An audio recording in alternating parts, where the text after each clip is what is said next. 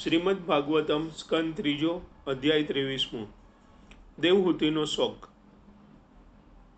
મૈત્રેય બોલ્યા, દેવહૂતિના માતા પિતા જતા રહ્યા પછી પોતાના પતિની ઈચ્છાઓને સમજી શકનારી તે સાધ્વી સ્ત્રીએ બહુ પ્રીતિપૂર્વક શિવજીના પત્ની પાર્વતી જેમ પોતાના પતિની સેવા કરે છે તેમ પોતાના પતિની સેવા કરી.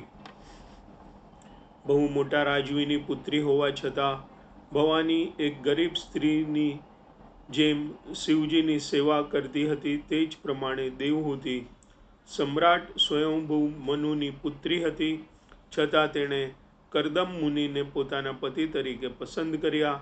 તે ખૂબ જ સ્નેહપૂર્વક પતિની સેવા કરવા લાગી. સમાજમાં હજુ પણ કુંવારી કન્યાઓનો શિવજી જેવા પતિ મળે એવા હેતુથી તેમની પૂજા કરવાની શિખામણ આપવામાં આવે છે. શિવજી પોતે એક આદર્શ પતિ છે. ધન, વૈભવ કે ભોગ વિલાસના અર્થમાં નહીં, પરંતુ બધા વૈષ્ણવોમાં તે મુખ્ય વૈષ્ણવ છે. હે વિદુર, દેવહૂતિ ગાઢ સ્નેહથી તથા બહુ આદરપૂર્વક પ્રેમથી મધુર વાણીથી પોતાના પતિની સેવા કરવા લાગી. મહાન પતિની મહાન પત્નીના કેટલાક ગુણોનું અહીં વર્ણન થયું છે. આધ્યાત્મિક યોગ્યતાની દ્રષ્ટિએ કરદમ મુનિ મહાન છે. આવા પતિને શક્તિ સંપન્ન કહેવામાં આવે છે. તે બાબતમાં દેવહૂતિ બહુ જાગૃત હતી. એમ કહેવાય છે કે તેણે ગર્વનો પૂરેપૂરો ત્યાગ કર્યો હતો. કૌટુંબિક જીવનમાં પિતા, માતા, પત્ની અને સંતાનો સંપત્તિ સમાન હોય છે. સંપૂર્ણપણે પતિપારાયણ એવી મનુની પુત્રી દેવહૂતિ પતિને દૈવથી પણ મહાન ગણતી હતી. એ રીતે તે તેમની પાસેથી પરમ આશીર્વાદ પામવાની આશા રાખતી હતી. ધાર્મિક વ્રતાચરણ પૂર્વક ઘણા લાંબા સમય સુધી પતિની સેવા કરવાને લીધે તે શરીરે નબળી અને કૃશ થઈ ગઈ હતી.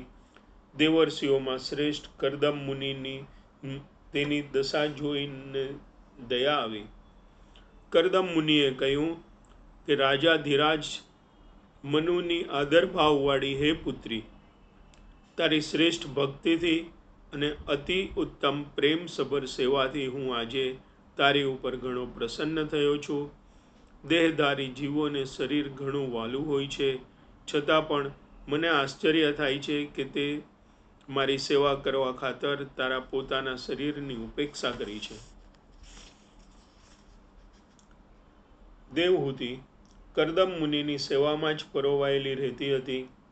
તપ, તન્મયાવસ્થા, સમાધિ કે કૃષ્ણ ભાવના પરત્વે તે એટલી આગળ વધે એવી કોઈ અપેક્ષા તેની પાસેથી રાખવામાં આવી ન હતી. પરંતુ અદ્રષ્ટ રીતે પતિની સિદ્ધિઓમાં ભાગ લઈ રહી હતી, જે તે જાણતી હતી કે અનુભવતી ન હતી.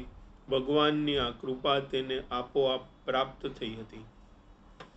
મનુષ્ય જ્યારે ભગવાનના અનુગ્રહ મેળવે છે ત્યારે બધા દુઃખો નષ્ટ થઈ જાય છે. આધ્યાત્મિક અવસ્થામાં સ્થિત થયેલો મનુષ્ય બે પ્રકારના ભવરોગથી મુક્ત થાય છે: અતિ તૃષ્ણા અને શોક સંતાપ. ભક્તિમય જીવનની શરૂઆત થયા બાદ ભગવાનના પ્રેમનું પૂરેપૂરું પરિણામ આપણે મેળવી શકીએ છીએ. કૃષ્ણ પ્રેમ એ ભાગવત પ્રસાદ અર્થાત દિવ્ય કૃપાની સર્વોચ્ચ સિદ્ધિ છે. આ દિવ્ય સિદ્ધિ એટલી તો બહુમૂલ્ય છે કે કોઈ પણ પ્રકારનું ભૌતિક સુખ તેની તોલે આવી શકે નહીં. વાસ્તવમાં ભૌતિક સુખ અને દિવ્ય સુખ વચ્ચે કોઈ સરખામણી થઈ ન શકે. દેવહૂતિએ માત્ર સેવા દ્વારા કરદમ મુનિની કૃપાથી વાસ્તવિક સાક્ષાત્કારનો અનુભવ કર્યો હતો. નારદ મુનિના જીવનમાં આપણે એવો જ દાખલો જોઈએ છીએ. પુનર્જન્મ. નારદ મુનિ એક દાસીના પુત્ર હતા. તેમની માતા મહાન ભક્તોની સેવા કરતી હતી. તેમણે પણ ભક્તોની સેવા કરવાની તક મળી હતી અને માત્ર તેમના પ્રસાદનું ભોજન કરીને, તેમની આજ્ઞાઓનું પાલન કરીને તેમની એવી ઉન્નતિ થઈ કે પછીના જન્મમાં તે બ્રહ્મર્ષિ નારદ થયા. આધ્યાત્મિક સિદ્ધિ માટે સદ્ગુરુનો આશ્રય લેવો તથા હૃદય અને મનથી તેમની સેવા કરવી એ સૌથી સરળ માર્ગ છે. સફળતાનું એ જ તો રહસ્ય છે. ગુરુની સેવા કરવાથી કે તેમની કૃપા મેળવવાથી ભગવાનની કૃપા મળી જાય છે. પોતાના પતિ કરદમ મુનિની સેવા કરીને દેવહૂતિએ તેમની સિદ્ધિઓનો ભાગ મેળવ્યો હતો. ભગવાનનો અનુભવ, ભગવત પ્રેમ પ્રાપ્ત કરવો એ જ માનવ જીવનની શ્રેષ્ઠતમ સિદ્ધિ છે. કરદમ મુનિએ તેમની પત્ની એ જ સિદ્ધિની ભલામણ કરી હતી.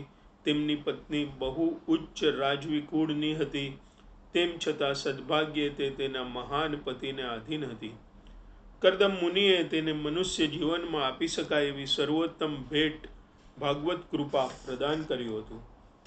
પત્નીની પ્રસન્નતા અને શુભેચ્છાથી દેવહૂતિએ આ ભાગવત કૃપા પ્રાપ્ત કરી હતી અને કરદમ મુનિ સંતુષ્ટ થયા હતા. તેમણે પ્રસન્ન થઈને તેમને ભાગવત પ્રેમ આપ્યો હતો અને તે સ્વીકારવાની તથા તેનો આનંદ મેળવવાની તેને શીખ આપી હતી. કૃષ્ણ પ્રેમ, કૃષ્ણ ભાવનામૃત એવી સર્વશ્રેષ્ઠ ભેટ છે.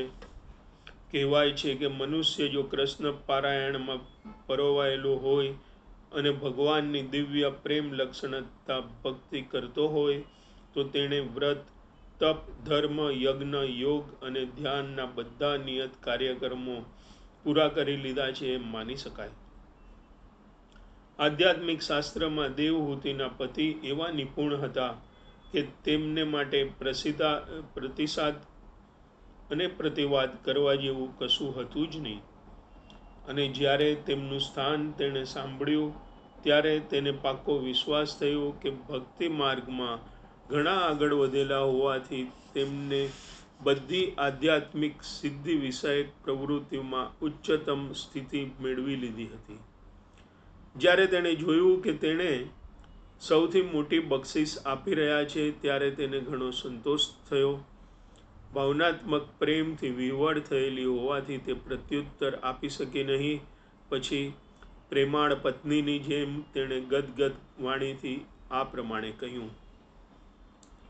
દેવહૂતિએ કહ્યું, હે પ્રિય પતિદેવ, હે બ્રાહ્મણ શ્રેષ્ઠ, તમે સિદ્ધિ પ્રાપ્ત કરી છે અને સર્વ અમોઘ યોગ શક્તિઓના તમે સ્વામી છો તે હું જાણું છું. કારણ કે તમે આધ્યાત્મિક પ્રવૃત્તિ યોગ માયાના સંરક્ષણ હેઠળ રહેલા છો. પરંતુ હવે તમે એકવાર વચન આપ્યા પ્રમાણે આપણા દેહ વચ્ચેનો સમાગમ થવો જોઈએ. કારણ કે મહિમાવંત પતિ ની પવિત્રતા સ્ત્રીને માટે સંતાનો હોવા એ મહાન ગૌરવપૂર્ણ સિદ્ધિ છે. ભગવદ્ ગીતામાં જણાવ્યા મુજબ મહાત્મા પુરુષો પ્રાકૃત શક્તિના નિયંત્રણ હેઠળ હોતા નથી. ભગવાનની બે શક્તિઓ હોય છે, પ્રાકૃત અને દિવ્ય. જીવાત્માઓ તટસ્થ શક્તિ છે.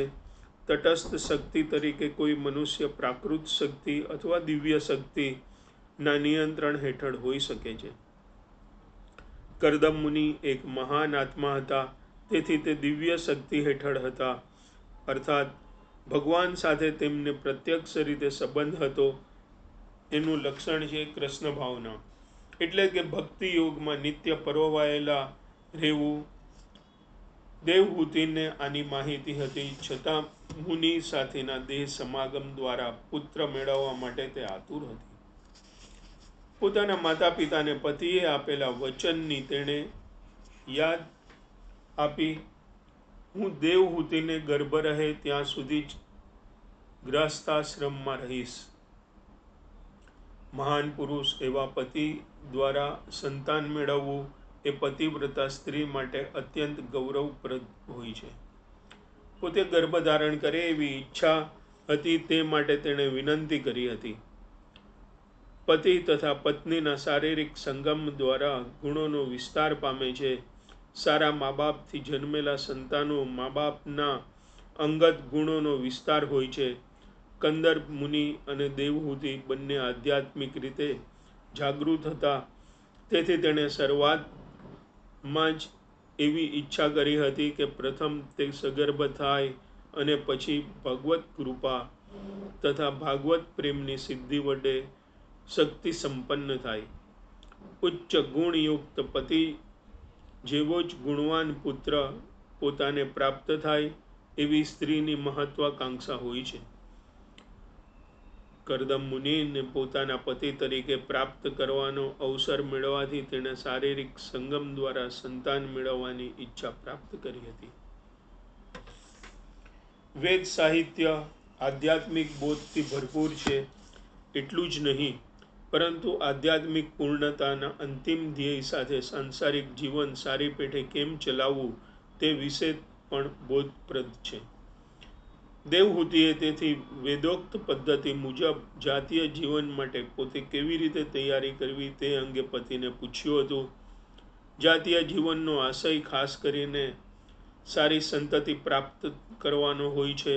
વાસ્તવિક રીતે ઉત્તમ પ્રકારના જાતીય જીવન માટેની વ્યવસ્થા જે શાસ્ત્રમાં નિર્ધારિત કરવામાં આવી છે તે કામશાસ્ત્રમાં સારા સંતાનો ઉત્પન્ન કરવા માટેના જરૂરી સંજોગોનો ઉલ્લેખ કરવામાં આવ્યો છે.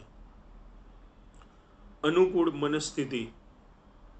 મૈથુન સમયની માનસિક સ્થિતિનો પ્રભાવ પત્નીના ગર્ભધાનમાં થશે અને તે સગર્ભાવસ્થામાં સારા સંતાનો જન્મી શકશે.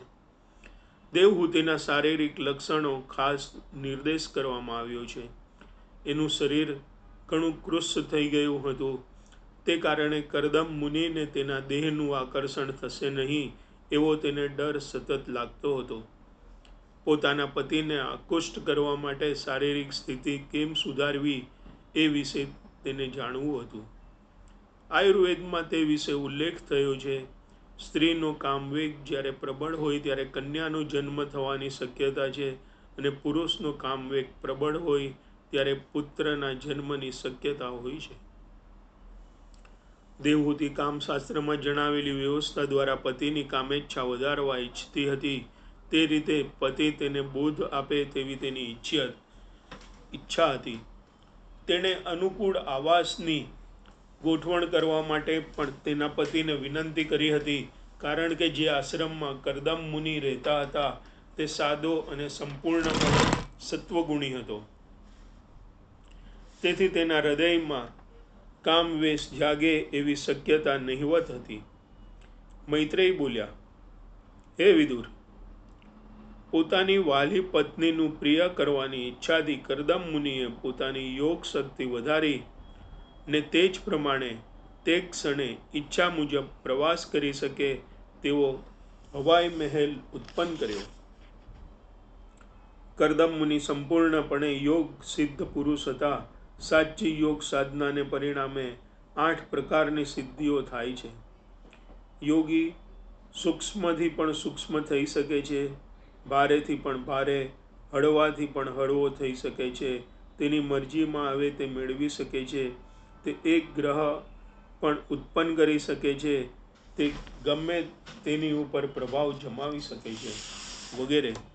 તેની પ્રિય પત્નીની ઈચ્છા પૂર્ણ કરવા માટે પોતાની ઈચ્છા મુજબ હવામાં એક મહેલ રચવો એ કરદમ મુનિ માટે બહુ આશ્ચર્યની વાત ન હતી.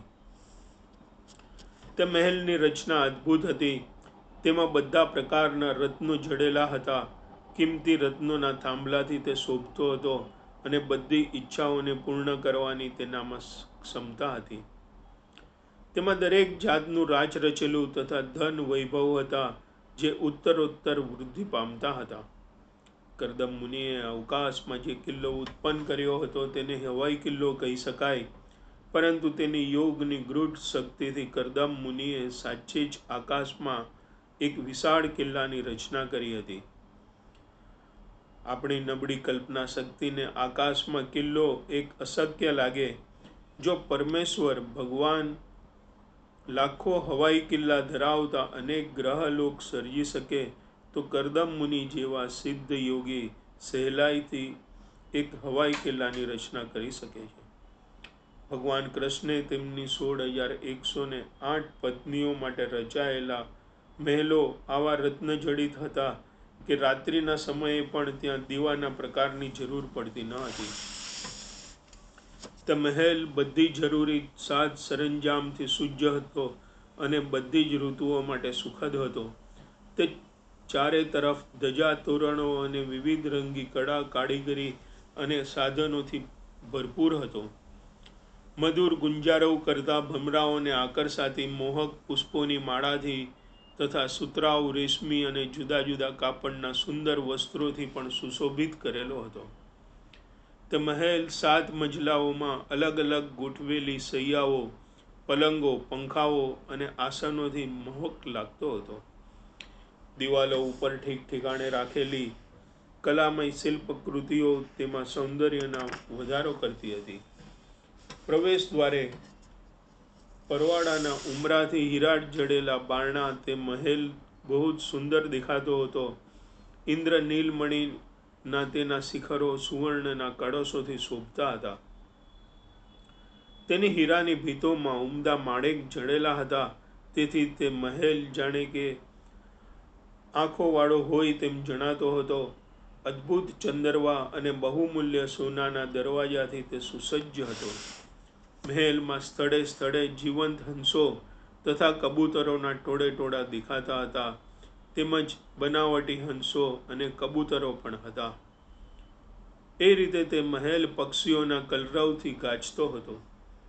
સંત પુરુષ હોવાથી કંદર મુનિ એક સામાન્ય આશ્રમમાં રહેતા હતા, પરંતુ વિશ્રામ ખંડો, સુખ શૈયા માટેના ખંડો અને અંદર અને બહારના આંગણાવાળો યોગ શક્તિથી રચાયેલો મહેલ જ્યારે તેમણે જોયો ત્યારે તેમણે પોતાને પણ આશ્ચર્ય થયું.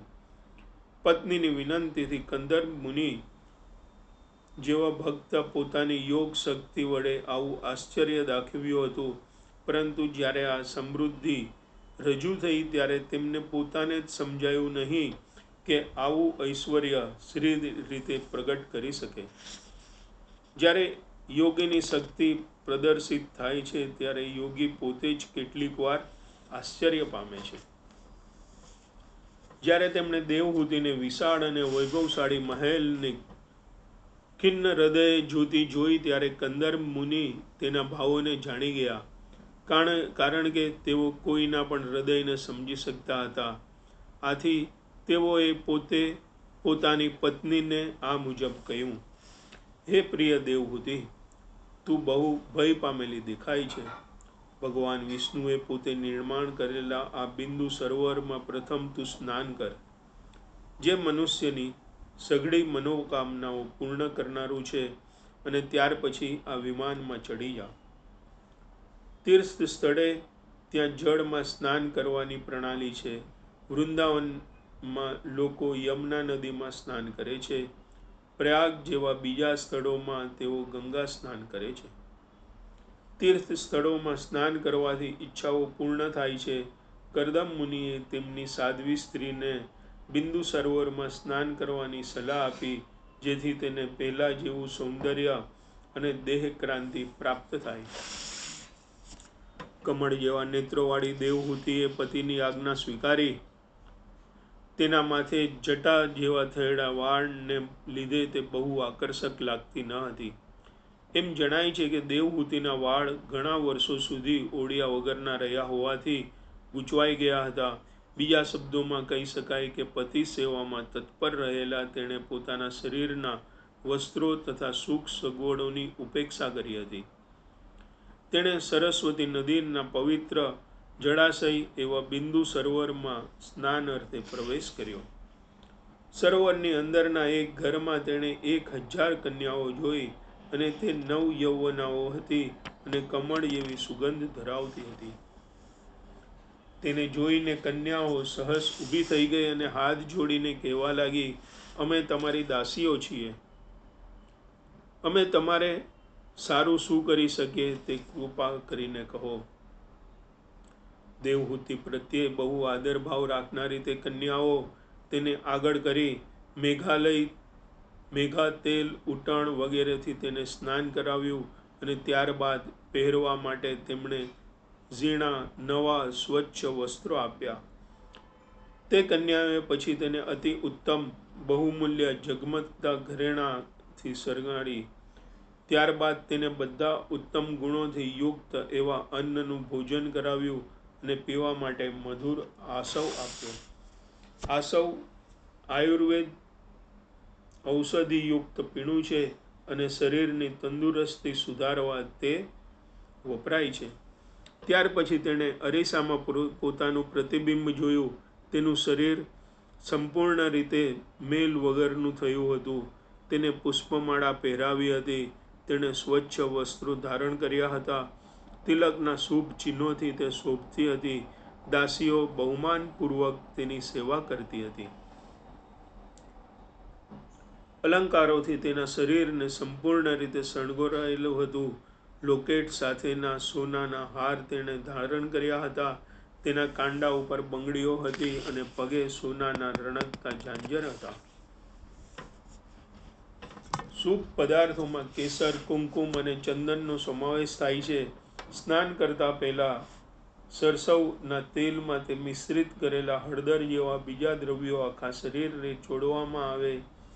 દેવહૂતિને સ્નાન કરવા માટે આ બધા પ્રકારના શુભ દ્રવ્યોનો ઉપયોગ કરવામાં આવ્યો હતો.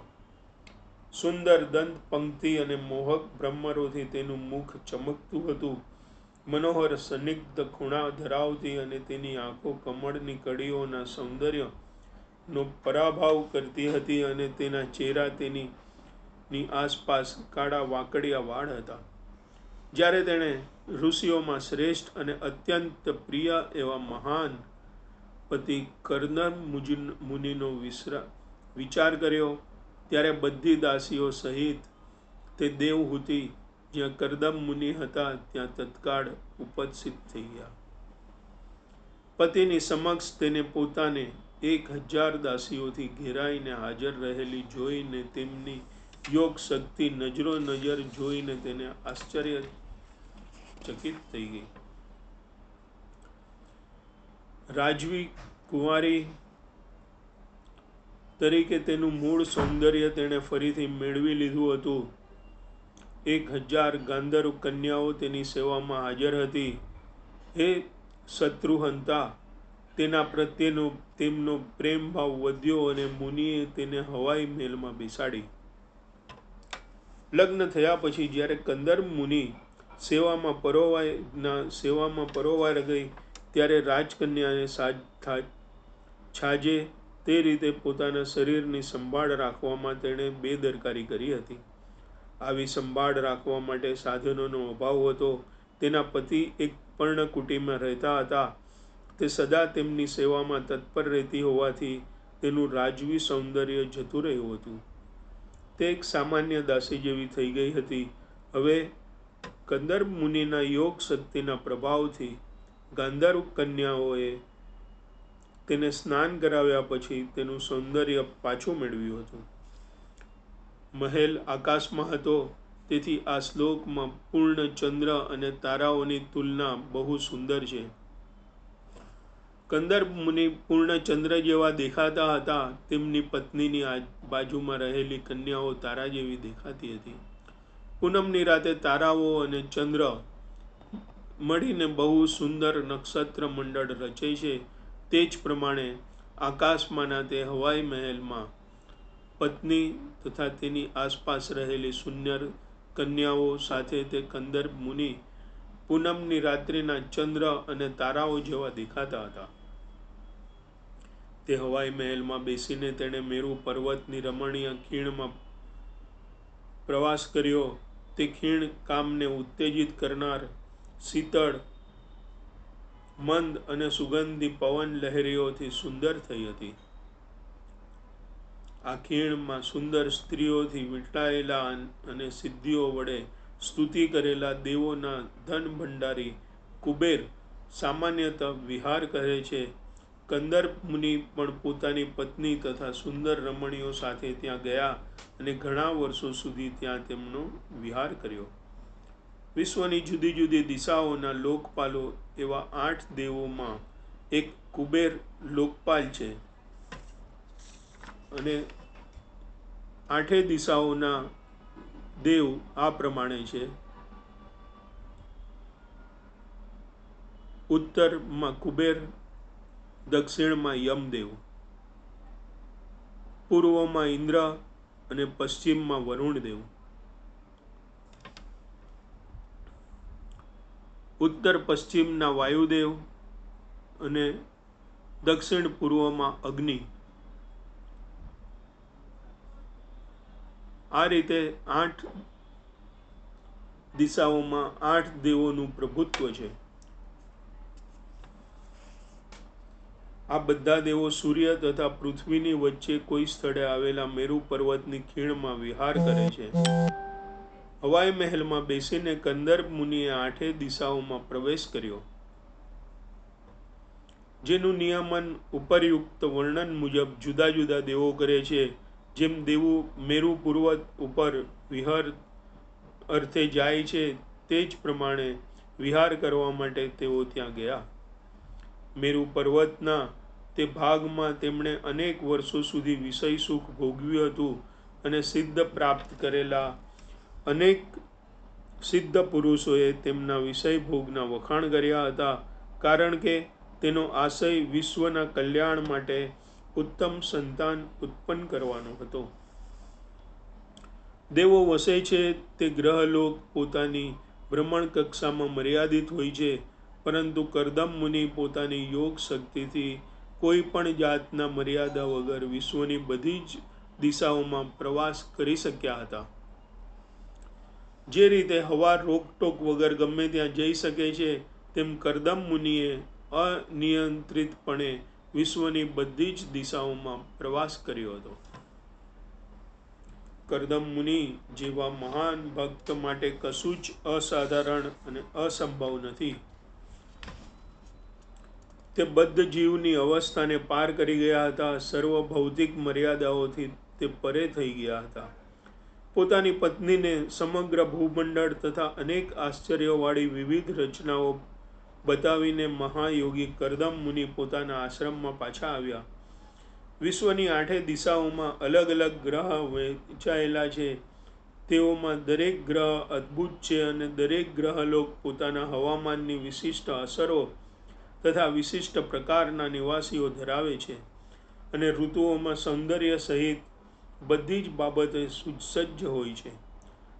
દરેક ગ્રહ મંડળમાં અલગ અલગ ઐશ્વર્ય છે અને એક ગ્રહ બીજા ગ્રહને બિલકુલ મળતો હોય એવી અપેક્ષા રાખી શકાય નહીં.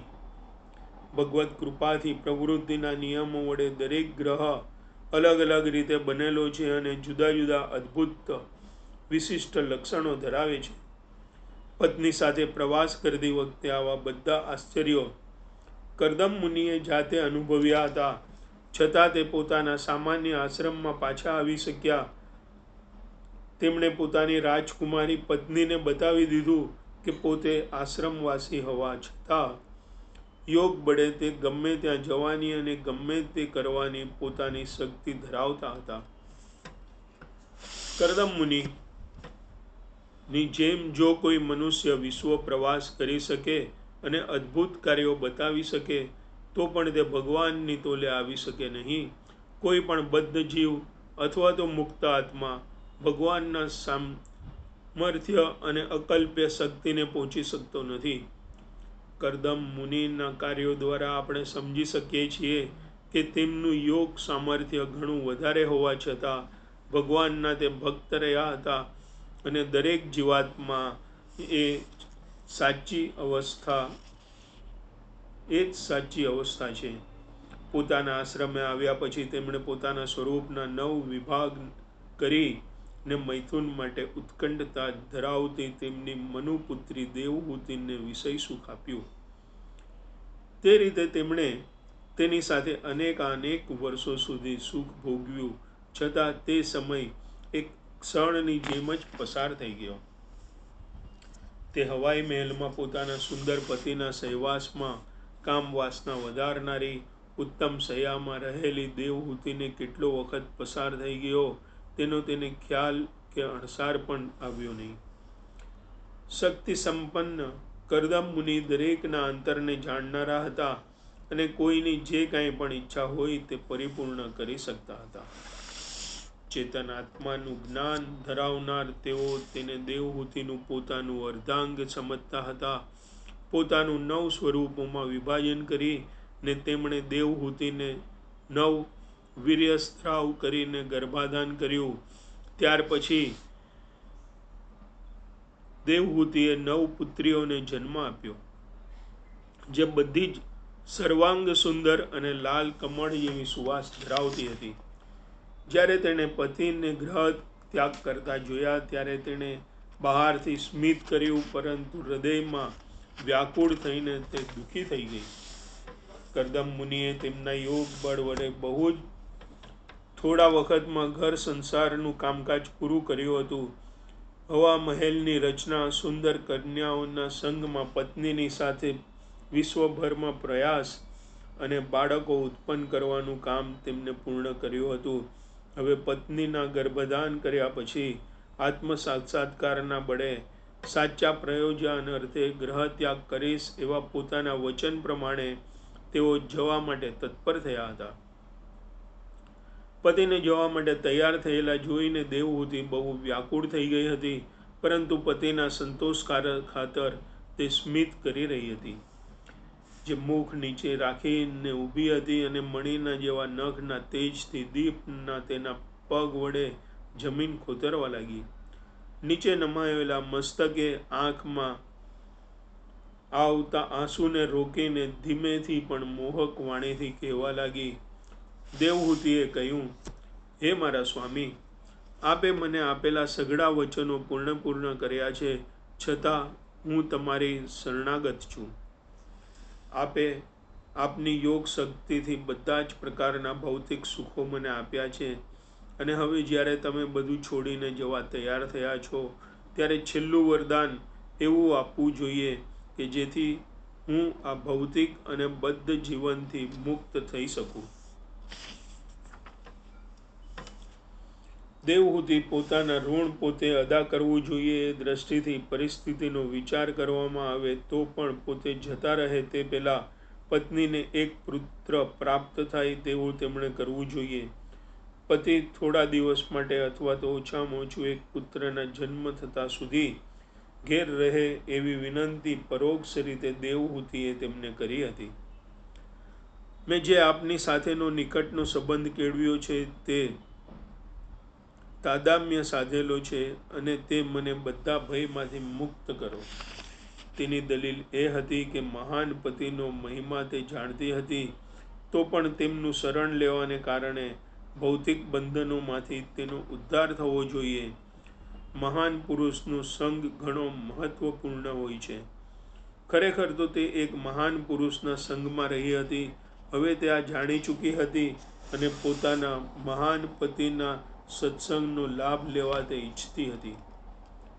ભગવાન કૃષ્ણ અનેક પ્રકારના જીવોને મળ્યા હતા અને કેટલાકે તેમની સાથે શત્રુ તરીકે વ્યવહાર કર્યો, કેટલાકે તેમની સાથે ઇન્દ્ર તૃપ્ત પ્રાપ્ત કરવા તરીકેનું વર્ણન કર્યું. સાધારણ રીતે કહેવાય છે કે ગોપીઓ તેમના પ્રત્યે ઇન્દ્રિય તૃપ્તિ અર્થે આસક્ત હતી અને છતાં ઉત્તમ ભાગવત ભક્ત થઈ હતી. પરંતુ કંસ, શિશુપાલ, દંતવર્ત વગેરે અસુરો શત્રુ રૂપે તેમના સંબંધમાં આવ્યા હતા અને સર્વને કૃષ્ણ મુક્તિ મળી હતી. પછી ભલે તે શત્રુ રૂપે કે ઇન્દ્રિય તૃપ્તિ માટે ભયથી કે શુદ્ધ ભક્ત તરીકે કૃષ્ણનો સંગ કર્યો હતો. જેવી રીતે માણસ જાણતા કે અજાણતા અગ્નિ પાસે જાય તો અગ્નિ તેને ગરમાવો આપશે, એવી મહાન સત્પુરુષોનો સંગ પણ મુક્તિ આપનારો નીવડે છે. દેવહૂતિ એ તેનો કૃષ્ણ ભાવ ભજવ્યો હતો.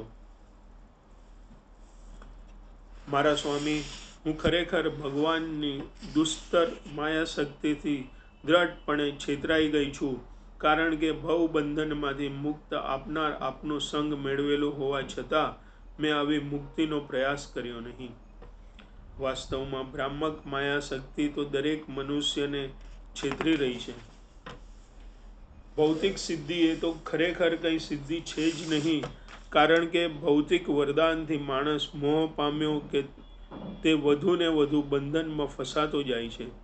ભૌતિક સાધનોનો ઉપયોગ આધ્યાત્મિક સાક્ષાત્કારના હેતુ માટે કેવી રીતે કરવો એ મનુષ્યએ પૂરતા પ્રમાણમાં બુદ્ધિશાળી હોવું ઘટે. આપણી પાસે જે કાંઈ પણ હોય તેનો ઉપયોગ પૂર્ણ પુરુષોત્તમ ભગવાનની સેવા અર્થે થવો જોઈએ. ભગવાનની સેવા કરવાના અનેક પ્રકારો છે અને કોઈ પણ મનુષ્ય તેની ઉત્તમોત્તમ શક્તિ મુજબ ભાગવત સેવા કરી શકે છે. આ પ્રમાણે શ્રીમદ ભાગવતમના તૃતીય સ્કંદના દેવહૂતિનો શોક નામના 23મા અધ્યાય પરના ભક્તિ વેદાંત ભાવાર્થો પૂર્ણ થાય છે. શ્રી કૃષ્ણમ શરણમ મમ.